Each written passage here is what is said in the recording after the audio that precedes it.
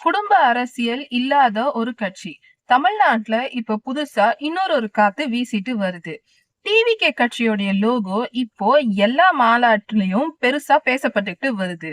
இதுதான் தமிழ்நாட்டோடைய ப்ரோக்ரஸா, symbol of ப்ரோக்ரஸா இருக்க போகுதா?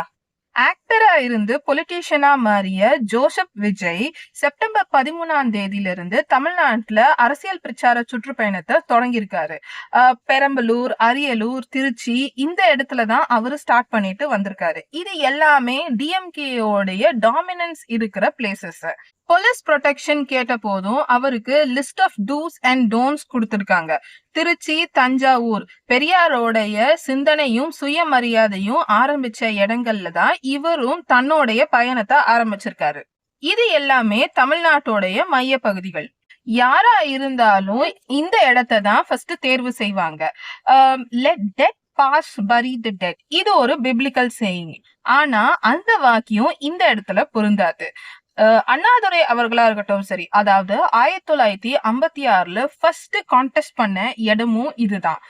நம்மளோட எம்ஜிஆர் அவர்களுடைய மிகப்பெரிய மாநாடு 1974ல முதல்ல நடந்த இடமும் இதுதான். சுற்றுப்பயணம் டிசம்பர் 20ஆம் தேதி முடிவடையப்படும் அப்படின்ட்டு எதிர்பார்க்கப்படுகிறது. இதனால நிறைய இம்பாக்ட் இருக்கும் அப்படின்ட்டு எதிர்பார்க்கப்படுகிறது. ஜோசப் விஜய் அவர்கள் நிறைய பேருடைய கால் மேல கால் வைக்க போகிறார். இது போர்க்கால அடிப்படையில் இயக்கப்படுவதாக தெரிகிறது. பிப்ரவரி 2025 அப்போ ஒய் கிரேட் செக்யூரிட்டி இவருக்கு கொடுத்திருந்தாங்க. இதுவும் சென்டரோடைய ஒரு ரெவியூக்கு அப்புறமா தான் கொடுத்திருந்தாங்க. செப்டம்பர் 20 அன்னைக்கு நாகை நகரத்துக்கு இவர் போயிருந்தாரு. அதுவும் டிஎம்கே உடைய ஒரு கோட்டை தான். இந்த கோட்டையிலே இவர் பூந்துருவாரா?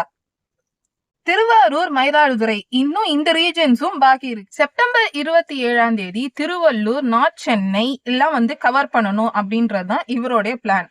இது மட்டும் இல்லாம இன்னும் இந்திய எடுக்கலாமும் தன்னோட பிரச்சாரம் மூலயமா கவர் பண்ணணும் அப்படின்னு தான் நினைச்சிட்டு இருக்காரு. அதாவது ஈரோடு, நீலகிரிஸ், திருப்பூர். திருப்பூர்னு சொல்லும் போது எல்லார் மைண்டுக்கும் வர ஒரு விஷயம் என்னன்னா, இப்ப புதுசா வந்திருக்க ஜிஎஸ்டி பிரச்சனை, அதுவும் கிளம்பி இருக்கு. இந்த ரீஜன் மோஸ்டா கவுண்டர் பெல்ட் இருக்கிற ஒரு ஏரியா. அப்படின்னா இந்த ரீஜன்ல யாரோ இதுக்கு முன்னாடி நடந்த எலெக்ஷன்ல லூஸ் பண்ணிருக்காங்க.